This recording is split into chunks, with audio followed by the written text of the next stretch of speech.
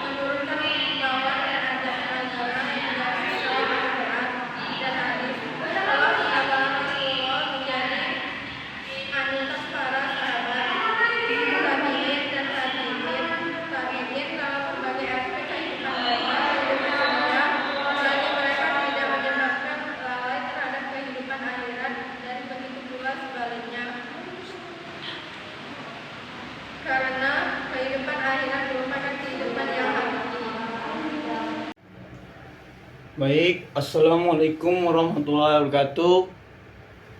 Saya pemateri ketiga melanjutkan pematerian dari pematerian kedua dan ke-1. Baik, saya ingin membacakan pematerian ketiga. C. Contoh praktis perilaku Nabi jika mencerminkan sirah sejarah Nabi SAW, maka tertapar dengan jelas bahwa akan hubung erat antara pola hidup Rasulullah SAW yang penuh kusut dan kesederhanaan dengan kehidupan kaum Muzud di masa permula Islam, kemudian kaum Sufi sejati setelah mereka yang menempat diri mereka dengan aneka macam ridayah dengan tujuan meminimalisirkan tuntunan fisik agar jiwa mereka mudah menjalankan berbagai macam ibadah, berkomunikasi dengan Allah dan berdekatan dengannya. A. Khuzud dan kesederhanaan beliau dalam hal makanan dan pakaian. Salah satu adalah hadis riwayatnya oleh Abu Hazim dari Rasulullah SAW bahwa beliau sangat berhajatan dalam soal makan. Ia bercerita, aku melihat Abu Hurairah memberi israh dengan jarinya beberapa kali seraya berkata, demi zat yang di jiwa Abu Hurairah ada dalam genggam tangannya Nabi Allah SAW tidak pernah kenyang selama 3 hari berturut-turut menguasai roti gandum sampai beliau meninggal dunia. B. Kusudan dan kesederhanaan alas tidur Rasulullah SAW. Rasulullah SAW juga memakai alas tidur berkualitas rendah karena lebih mengutamakan perilaku zuhud dan kesederhanaan daripada terlena dalam kenikmatan hidup. Diriwayat dari Aisyah pada alas tidur sangat bersahaja di latar belakang oleh keimanan beliau yang sempurna bahwa dunia hanyalah tempat tinggal sementara, bukan untuk selama-lamanya. Diriwayat dari Abdullah bin